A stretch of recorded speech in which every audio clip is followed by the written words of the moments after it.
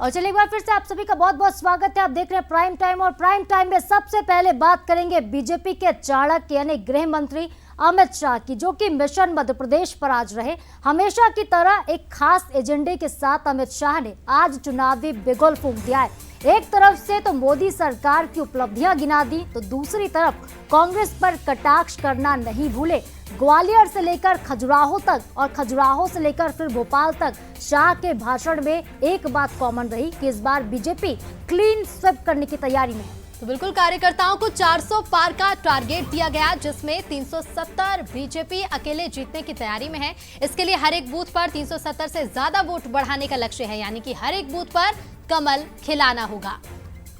तो देखिए, कार्यकर्ताओं के कंधे पर जिम्मा सौंप दिया है केंद्रीय गृह मंत्री अमित शाह ने। चुनावी शंखनाद कर दिया है ग्वालियर, उसके बाद खजुराहो और फिर पहुंचे राजधानी भोपाल।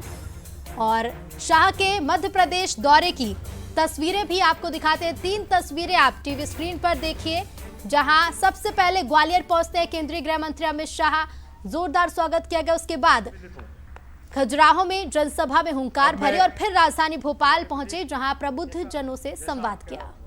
तो 3 तस्वीरें इस वक्त आप देख रहे हैं। ग्वालियर चंबल से लेकर बुंदेलखंड तक और बुंदेलखंड के बाद मध्य क्षेत्र तक आज अमित शाह पहुंचे और एक पूरी रणनीति के साथ, ऋतु कहेंगे इसे कि रणनीतिकार कहे जाते हैं, बीजेपी के चाणक्य अमित शाह कहे जाते हैं, और इसी रणनीति के साथ अमित शाह आज पहुंचे। और देखिए, कार्यकर्ताओं को टारगेट तो दे ही दिया, लेकिन इसके साथ ही सीधा एक संवाद भी कार्यकर्ताओं के साथ ही प्रबुद्ध जनों से भी किया और ये मांग की कि फिर से मोदी 3.0 की सरकार बनाइए।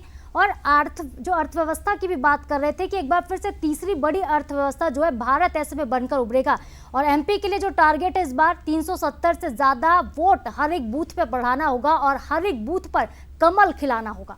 बिल्कुल, कार्यकर्ताओं की बैठक, इसके साथ ही प्रबुद्ध जनों से संवाद भी किया। लेकिन मध्य प्रदेश दौरे पर क्या कुछ वो बड़ी बातें रही जो आज केंद्रीय गृह मंत्री ने कही, वो भी आपको सुनवाते हैं। कौन है घमंड या गठबंधन? जिनको घमंड है, अभिमान है अपने परिवार पर, जो नहीं मानते हैं कि देश में गरीब चाय बेचने वाले का बेटा देश का प्रधानमंत्री बने, देश का प्रधान सेवक बने।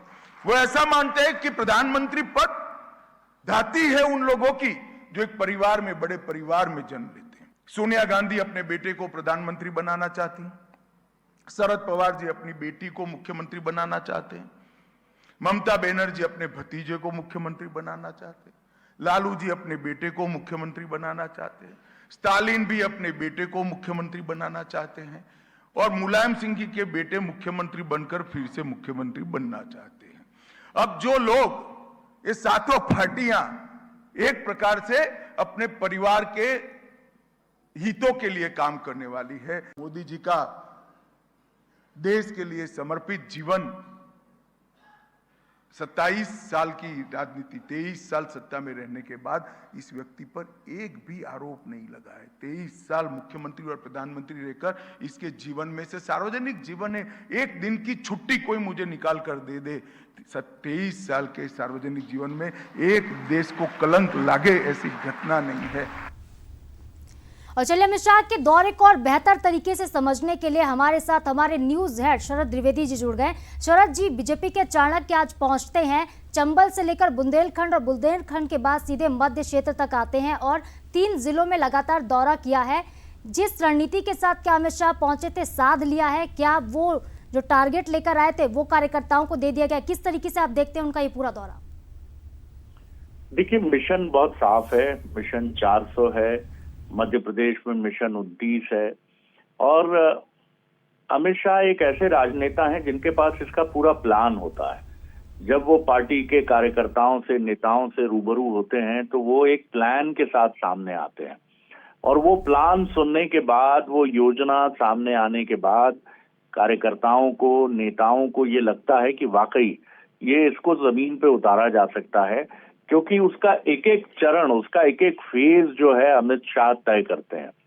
चाहे इस बार 370 कश्मीर से जो हटाया गया उसकी तर्ज पर हर बूथ पर 370 वोट बढ़ाना हो, या फिर 400 पार सीटों का जो सपना बीजेपी ने इस इलेक्शन में देखा है, या फिर प्रधानमंत्री नरेंद्र मोदी जी की जो राजनीतिक यात्रा है, जिस तरह से वो अटूट और अखंडित तरीके से आगे बढ़ती रही है और उनकी जो उपलब्धियां हैं, उनकी जो सोच है, वो एक तरफ जहां कार्यकर्ताओं को, नेताओं को गौरव बोध से भरते हैं कि भारतीय जनता पार्टी जैसा राजनीतिक दल देश में ही नहीं, दावा करते हैं दुनिया में कोई नहीं है।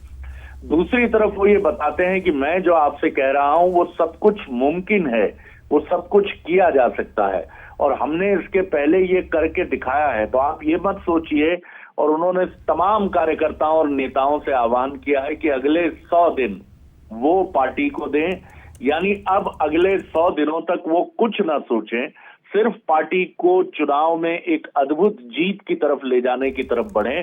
तो कुल मिलाकर निश्चित तौर पर अमित शाह एक ऐसे चुनावी प्रबंधन के माहिर राजनेता के तौर पर उभर कर सामने आते हैं जिनका कोई तोड़ अभी तो देश की राजनीति में नजर नहीं आता है। बिल्कुल बिल्कुल शरद जी, शुक्रिया आपका जानकारी के लिए।